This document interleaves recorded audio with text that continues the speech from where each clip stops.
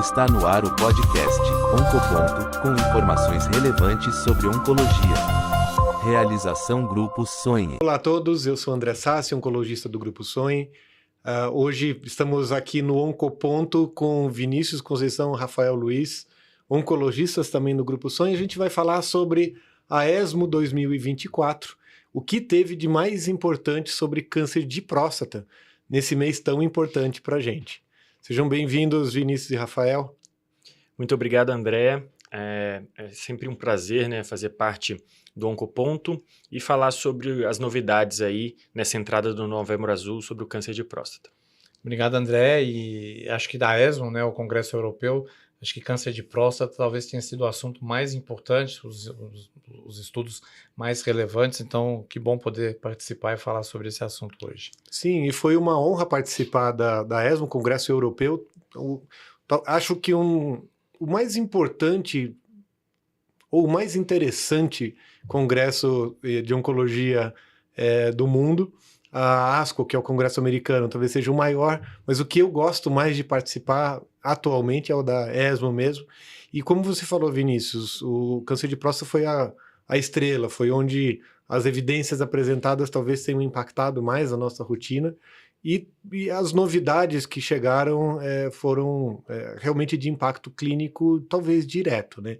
E também, com muito orgulho, a gente fez parte um pouco de alguns estudos que foram mais relevantes de lá. Então já vamos conversar.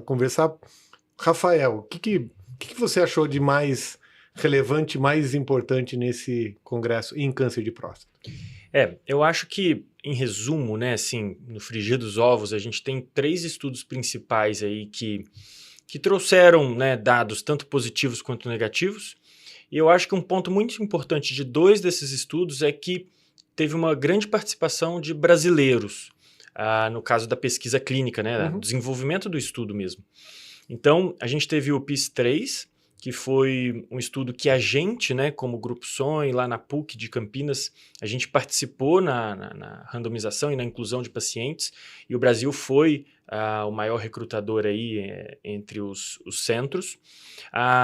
E a gente teve também o ARANOTE, que é também um estudo que trouxe a darolutamida para mais cedo, né, a gente vai falar um pouco mais sobre ele. E a gente teve também o estudo de adjuvância com imunoterapia no caso de câncer de próstata, que não trouxe benefício e mostrou-se negativo, que centros brasileiros também participaram, mas que mostra que a gente também tem que divulgar os estudos negativos, tem que mostrar o que não dá certo também. Então, acho que esses 3 estudos foram os principais e a gente vai esmiuçar, acho que um pouquinho mais sobre cada um deles. Vinícius, vamos conversar então primeiro do ARANOTE. Um estudo que avaliou um cenário que não é tanta novidade, a utilização de um novo agente hormonal antiandrogênico, mas que de alguma forma impacta a nossa rotina de tratamento dos pacientes. Conta um pouquinho para a gente o desenho do estudo e por que ele traz novas alternativas para a nossa prática. É um cenário da doença sensível à castração, então câncer de próstata metastático, sensível à castração, então o paciente ainda não foi submetido a um esquema de suspensão de inibição de produção de testosterona. A gente já tem drogas aprovadas nesse cenário no Brasil, tanto quimioterapia, desde os dados do Charter, do Stampede, e outros novos agentes hormonais, então a biraterona, a palutamida e a própria enzalutamida. Eu acho que você ter um tratamento novo sempre traz, além da possibilidade de escolhas, a questão também de você ter um concorrente a mais, o que pode impactar em preço, a questão dos eventos adversos, talvez esse seja um apelo muito importante com relação à darolutamida. Ela é uma medicação que ela penetra menos em sistema nervoso central e, como tal, tem menos efeitos adversos relacionados a isso. Basicamente, eram pacientes com adenocarcinoma de próstata, metastático, ECOG 0 ou 1, que eram randomizados para receberem ou o ADT exclusivo, né, então um bloqueio com um análogo ou um antagonista de LH-RH, ou o ADT mais a darolutamida. Isso até progressão de doença. E o endpoint primário era sobrevida livre de recorrência radiológica, ou progressão radiológica, que é um desfecho, na maior parte dos estudos, grande parte dos estudos usa esse desfecho. E tem como endpoint secundário sobrevida global, tempo até o próximo tratamento sistêmico, tempo para a evolução, progressão da dor, e o estudo foi positivo, né? A gente esperava já isso, porque a gente já tem dados da darolutamida em outros cenários, mesmo no cenário da doença sensível, junto com docetaxel e ADT, dos dados do Arasens, tem na doença mais inicial resistente à castração sem metástase, também com benefício em sobrevida global. Então era um dado de alguma forma esperado, mas que se comprova, mostrando um benefício de sobrevida livre de progressão radiológica. E aí está um pouco da controvérsia do estudo, né? Porque a darolutamida, que foi o objeto do estudo, em associação ao bloqueio hormonal, ela tem um mecanismo de ação muito parecido com outros medicamentos já aprovados para essa mesma indicação. Ou seja, enzalutamida, apalutamida e outro antiandrogênico que tem um mecanismo de ação diferente, mas resultados parecidos, que é a abiraterona. E o único medicamento não aprovado para essa indicação no Brasil e no mundo também era a darolutamida, porque o estudo que tinha avaliado darolutamida no cenário sensível à castração tinha sido com associação à quimioterapia. E aí era a grande controvérsia burocrática, na verdade. Então, quando a gente gostaria de indicar a darolutamida por algum motivo, quando era sozinho, sem quimioterapia, do ponto de vista de acesso e regulatório, não era possível. E aí a controvérsia se deu porque a gente já tinha observado benefícios para esse tipo de paciente, mas não desse medicamento em si. E aí a utilização de pesquisa clínica, usando um braço controle, somente com bloqueio hormonal, que era o desafio. Do ponto de vista prático, foi aceito esse desenho de estudo, porque, na prática, os nossos pacientes do SUS e de grande parte da América Latina e do mundo que não tem acesso a terapias de altíssimo custo ainda fazem somente bloqueio hormonal sozinho, sem nada associado. E talvez por isso explique o motivo do Brasil ser também um dos grandes recrutadores desse estudo.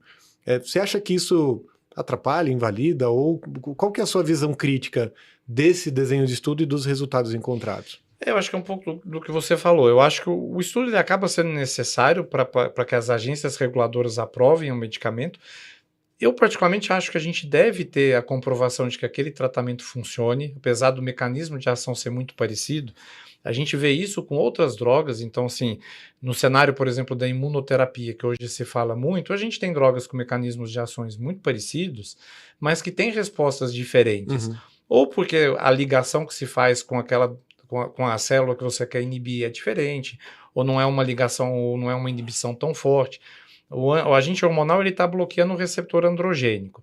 Então, embora todos eles usem o mesmo mecanismo, a gente não sabe se eles têm alguma ligação de alguma maneira diferente ou em pontos diferentes do receptor que podem levar a uma resposta diferente. Então, assim, eu acho que a gente tem que comprovar. Não é porque tem o mesmo mecanismo de ação que a gente vai entender que todos vão funcionar e vão ter a mesma eficácia. É até engraçado falar, porque a gente fala muito do tratamento tríplice, que ganhou força nos últimos 2 anos com os dados do Arasens e até do PIS-1, mas quando a gente vai ver a discussão de fazer tratamento combinado com quimioterapia e tratamento com novo agente hormonal, e muitas pessoas advogam a favor disso, mas a gente vai conversar fora do Brasil, na própria Europa e Estados Unidos, e nesses lugares a grande maioria dos pacientes não tem acesso nem ao tratamento duplo. Então, a gente está falando, você falou um pouquinho do cenário SUS no Brasil, mas não é só o cenário SUS no Brasil. Países desenvolvidos, países que têm a medicina pública mais robusta e que menos pacientes dependem do mercado privado, dos seguros privados, nesses países também o acesso ao tratamento combinado ele é muito restrito. Então, acho que faz sentido que o braço controle seja só o ADT, embora a gente já tenha estudos que comprovem que a associação é melhor. Rafael, do ponto de vista prático, você acha que a darolutamida ela vai substituir outras alternativas de tratamento? Vai ser uma opção a mais? não muda nada, porque às vezes tem a crítica do estudo não ter tido demonstrado benefício em sobrevida global ainda, apesar dos dados imaturos. Você acha que ainda falta isso ou você acha que já entraria, no seu ponto de vista, como uma opção preferencial ou substituta de outras drogas?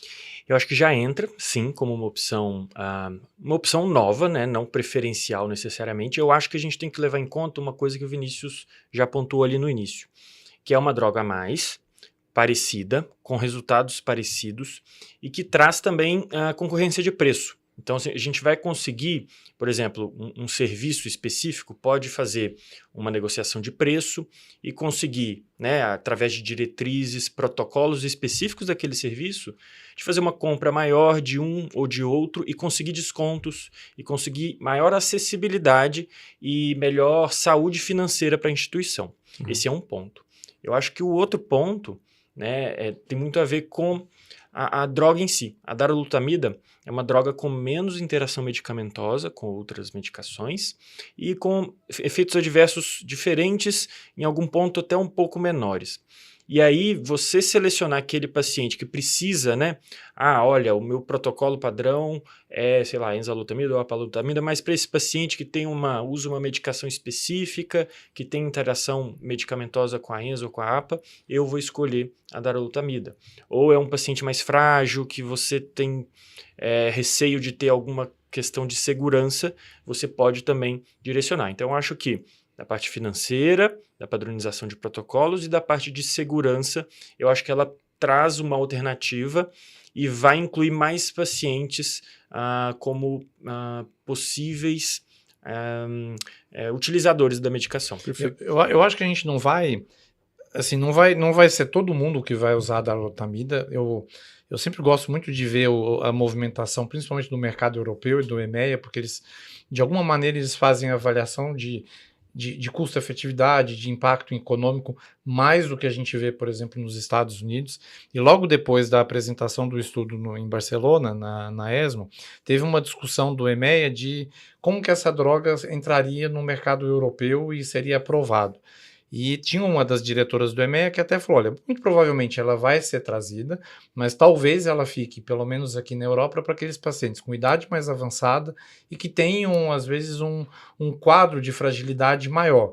E ela até pontua que a gente tem outras alternativas que são tão boas quanto, e a gente já teve a quebra de patente da biraterona, então hoje a gente tem similares. A gente deve ter a quebra de patente da enzalutamida num espaço de tempo curto, porque são drogas que já tiveram seu desenvolvimento há mais tempo e, portanto, estão no final de terem a patente quebrada. Então, muito provavelmente, isso deve trazer a possibilidade de definições de preço que tornem acessíveis essas drogas até para o serviço público. A gente sabe, a gente está na PUC tentando, de novo, essas drogas, elas estão à margem do que a gente consegue oferecer hoje no sistema público brasileiro. Então, a gente está tentando, de alguma maneira, aproveitando, por exemplo, que a biraterona hoje tem similares para poder trazer para o paciente do sistema público, mas ainda não é uma realidade.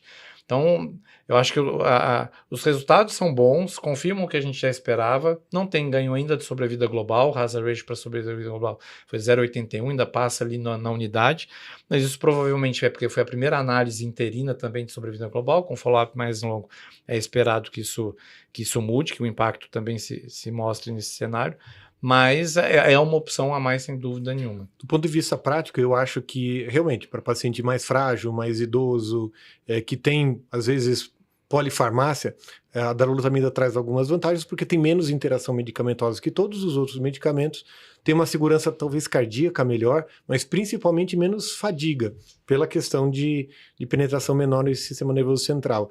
Eu penso que até em pacientes mais jovens, a fadiga mental é uma queixa bastante frequente.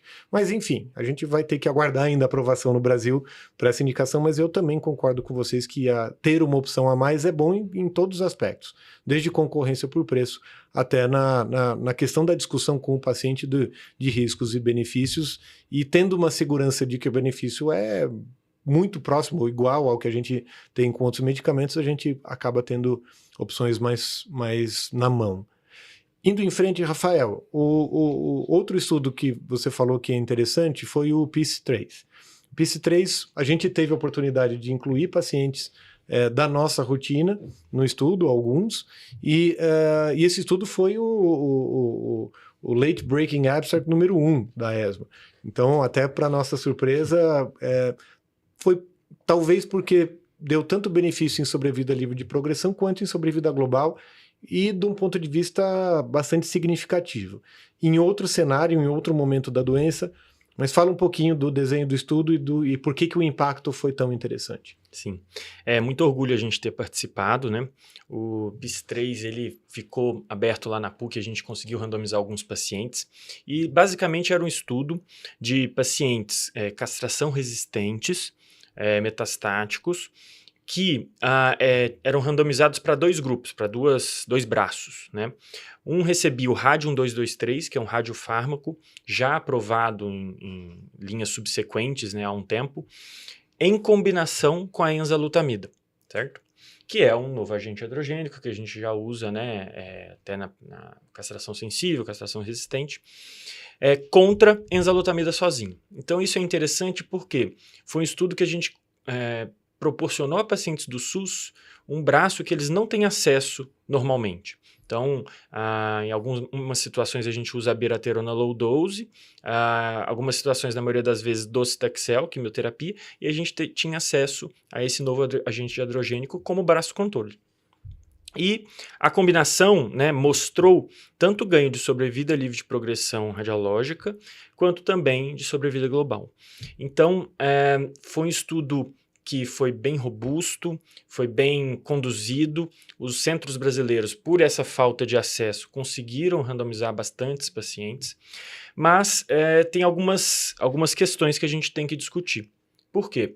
É um estudo que na prática privada, na nossa prática privada, a gente costuma já trazer o novo agente androgênico para mais cedo, né? Antes de chegar nesse ponto da doença. Então, é um estudo que a aplicação talvez, né, em algumas situações, de alguns planos de saúde que não têm um acesso anterior a novos agentes androgênicos pode ser uma possibilidade, ou um paciente que fez quimioterapia no esquema Charted lá atrás, mas mostra que combinações podem fazer sentido em algumas situações. Então, foi um estudo que mostrou que a segurança era, né, dentro do esperado, os pacientes tiveram bastante tempo de resposta ao tratamento, e a gente notou, né, inclusive em pacientes nossos mesmos, lá no próprio estudo, né, que a gente incluiu, que foi uma queda de PSA muito importante, foi um controle de doença bastante prolongado, tendo pacientes ainda em tratamento lá no nosso centro até hoje. Então, eu acho que é um estudo que traz, né, uma nova informação, mas não quer dizer que muda totalmente a prática clínica, principalmente no campo privado. Então, acho que esses são os principais pontos. Vinícius, especialmente por conta do mecanismo de ação do Radium 223, que é uma atuação na metástase óssea, é uma seleção especial de pacientes, né? Eles têm que ter metástases somente ósseas. Em teoria, não podem ser muito sintomáticos, ou são assintomáticos, ou levemente sintomáticos. Explica um pouquinho também pra gente só, mecanismo de ação do Radium 223, como é feito, porque acaba não sendo feito na clínica de oncologia, tem que ter parceiros da medicina nuclear para fazer, mas fala um pouquinho sobre a prática, o que vai mudar. Tem essa questão do Rafael, que o Rafael falou, que às vezes a gente já tratou o paciente no cenário sensível à castração com enzalutamida, ou darolutamida agora é opção, com outras questões mais cedo, mas num paciente que eventualmente pode ser candidato o benefício em si. Eu acho que esse é o problema. A maior parte hoje dos estudos na doença metastática resistente à castração, eles acabam trazendo o novo agente hormonal na combinação, e como a gente hoje usa na doença inicialmente sensível, qual é o papel real do novo agente hormonal nessa combinação na doença resistente logo após ter progredido a um outro agente hormonal é um papel ainda incerto. O Radium 223, ele é um radioisótopo, então ele é uma substância que emite partículas, e ao emitir essas partículas elas geram energia, em geral elas geram calor.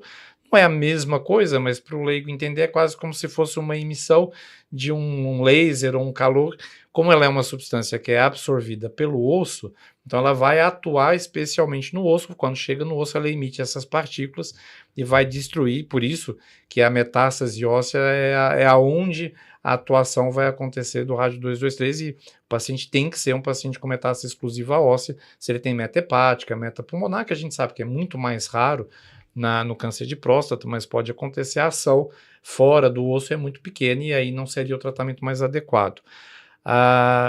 Não é feito na clínica de oncologia, justamente por ser um radioisótopo.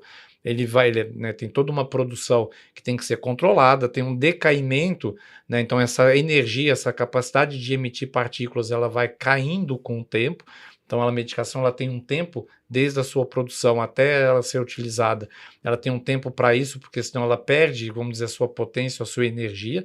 Então ela é feita em clínicas de medicina nuclear e geralmente ela é feita, nesse caso você trata contra, né, o remédio é oral, a enzalutamida ela é oral, e ele vai fazer isso endovenoso numa clínica a cada 3 ou 4 semanas, geralmente a cada 4 semanas. O que é importante dizer é que tem alguns efeitos colaterais, especialmente na medula óssea. Então, por agir justamente no osso, a medula óssea, que é o órgão responsável pela produção dos glóbulos vermelhos e glóbulos brancos, ele justamente está dentro dos ossos, então é onde você tem o maior impacto em eventos adversos. E o estudo, que é uma coisa que é importante, assim, obrigatoriamente o paciente ele tem que fazer uso de um inibidor de osteólise. Ele tem que fazer uso de uma medicação que protege os ossos, porque senão o risco de fratura é muito grande. Você já está inibindo a testosterona com a enzalutamida, você já tem um risco maior de ter fratura, e a hora que você usa o rádio 223 isso aumenta. Tanto que o estudo inicial, o estudo de fase 2, que era o ERA 223, que fez justamente a combinação de abiraterona com rádio 223, ele não atingiu o endpoint primário, que nesse estudo era sobrevida livre de progressão sintomática óssea, e o paciente, como ele tinha mais fratura, o dobro de fraturas no grupo que fez a combinação em relação à abiraterona, ele acabava ficando muito sintomático até por conta das fraturas. E aí nesse estudo do PIS-3 isso foi corrigido, obrigando o paciente a usar o inibidor de osteólise para diminuir esse impacto negativo. E estranho que isso já deveria ser obrigatório, porque nas diretrizes, nos da protocolos, já é meio que obrigatório. O paciente já tem risco de fratura por conta das metástases, ou dor óssea, ou qualquer evento ósseo mais grave, já deveria receber. E é estranho que num protocolo o padrão acaba tendo que ser obrigado, né? E se você não obrigar, eventualmente até pode realmente ser prejudicial uma droga nova. E um ponto importante, né? Algumas coisas. Primeiro, o ácido zoledrônico, né, o bisfosfonato, o inibidor de osteólise, nesse estudo ele tinha que ser utilizado a cada 28 dias, mensal, que não é um padrão, geralmente, que a gente tem utilizado. Então, a gente, né, na nossa prática, a gente tem utilizado a cada 90 dias, a cada 3 meses, e a gente teve que mudar para os pacientes que foram incluídos, que é uma rotina um pouco diferente. E em relação à questão do rádio 223, a gente tem que lembrar do acesso também. Então, é um produto, como o Vinícius falou, que tem que ter uma logística, né, toda organizada. Então, no estudo de pesquisa, a gente consegue isso mais fácil. Então, na rotina, às vezes, isso não é tão fácil como na pesquisa clínica. E, além disso, o acesso mesmo físico, porque tem muitos locais que não tem um setor de medicina nuclear tão próximo do paciente que possa fazer essas aplicações. Então, tem esses dois pontos aí. Mas, de qualquer maneira, foi um benefício em sobrevida livre de progressão e sobrevida global, os dois de 31% de redução do risco de morte e de progressão de doença. Então, um estudo bastante importante, por Sem isso dúvida. foi selecionado como a sessão presidencial, como a principal apresentação do estudo. E mesmo pensando em escalonamento de custo, não é barato, mas frente a outros tratamentos que a gente tem hoje, e que muitos, às vezes, dão um impacto clínico menor até do que a gente vê, não é um custo barato, mas é um custo relativamente palatável, tanto para os convênios, acho que talvez para o SUS ainda é difícil, mas como você está combinando, né, são combinações de duas drogas que a gente já tem no mercado há algum tempo, então, embora exija uma certa tecnologia, já teve um amortecimento em relação ao custo inicial. Então, acho que isso ajuda, né? O benefício que trouxe sem incluir um custo financeiro tão maior do que aquilo que a gente já está acostumado para esse tratamento. E eu acho que isso traz o rádio 1223 um pouco mais para a nossa prática de rotina, porque ele era um pouco esquecido. A gente era realmente, como oncologista, no tratamento sequencial, isolado, a gente realmente usava talvez menos do que poderia para os nossos pacientes. Bom, terceiro estudo que você citou, Rafael, o estudo negativo. Fala um pouco dele. Então, foi um estudo que combinou, né, imunoterapia com cabozantinib para câncer de próstata e que já tinha demonstrado sinais de que a imunoterapia já não funcionava em próstata. Então, a gente sabe que quando a gente já tem alguns sinais anteriores de que aquela droga talvez não seja interessante naquela situação, às vezes a gente tem que parar o desenvolvimento, parar os testes.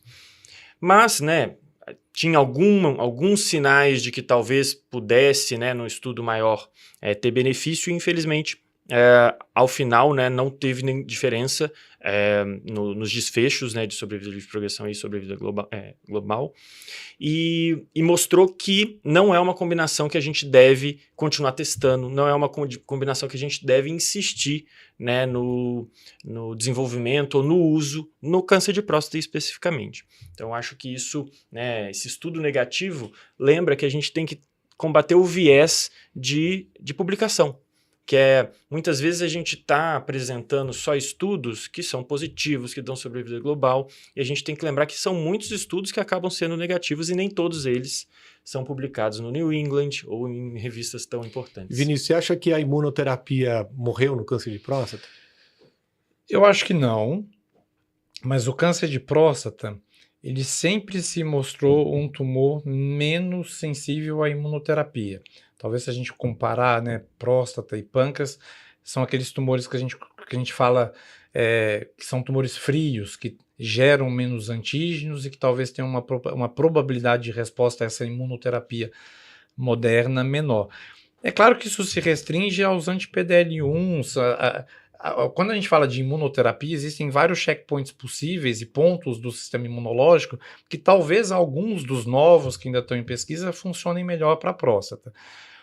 Esses que a gente tem hoje, especialmente anti-PDL1 e anti-PDL1, não.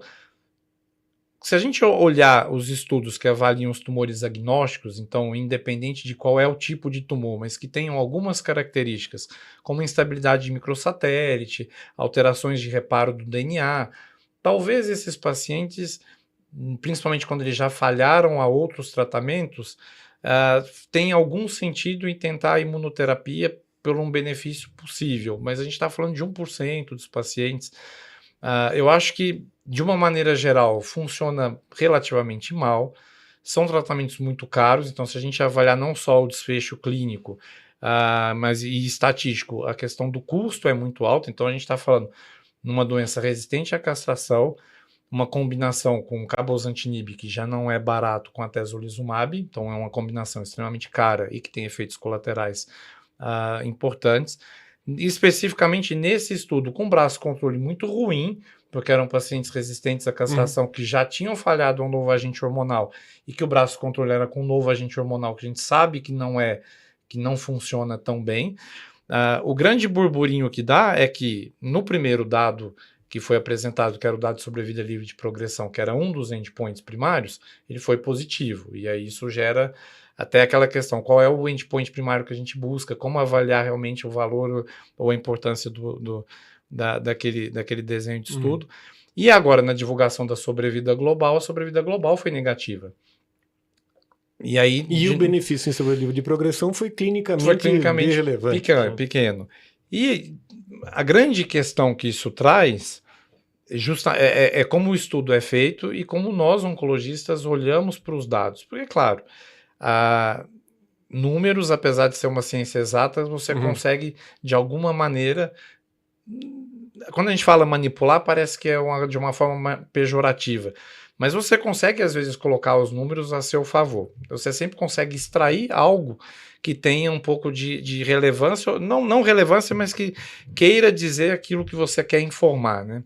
Então aí a gente começa a ter um resultado na população que a gente chama de intention to treat, que não é o resultado que você queria, e aí você começa a fazer análise de subgrupo para tentar entender se em alguma parcela da população faz sentido em ter naquele estudo. Eu acho que isso não está errado, né? Você olhar para o subgrupo e tentar entender o que pode levar um paciente a ter ou não o benefício daquele tratamento, eu acho que faz parte, mas o que a gente precisa entender é que isso é gerador de hipótese e não definitivo do benefício. E aí acho que a grande questão e até controvérsia que teve no estudo é que a gente tem uma subpopulação de pessoas que pareceram ter um benefício um pouco melhor, aqueles com metástase hepática principalmente, e pacientes que já tinham feito uso de docetaxel previamente. Foram os 2 subgrupos que tiveram uma resposta melhor e que, em geral, têm doenças piores do ponto de vista de prognóstico. Mas para mim não me convenceu absolutamente nada. Para mim realmente não induz nenhuma mudança na prática clínica, e por isso que eu penso que dessa forma que está sendo estudada a imunoterapia, eu acho que não deve nem ser estudada mais. Acho que talvez novas formas de imunoterapia, talvez alguma coisa até relacionada parecida com o CAR T-cell, pode ser estudada em câncer de próstata, mas com bastante cuidado. Bom, enfim, para terminar, acho que o recado que fica, primeiro, é que novos estudos estão sendo feitos, evoluções continuam acontecendo no tratamento do câncer de próstata.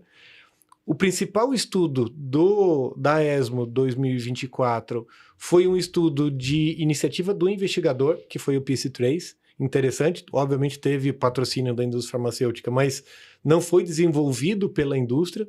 Isso é um recado muito bom para a nossa prática, quer dizer, pesquisadores do mundo têm que realmente pensar em estratégias inovadoras de pesquisa.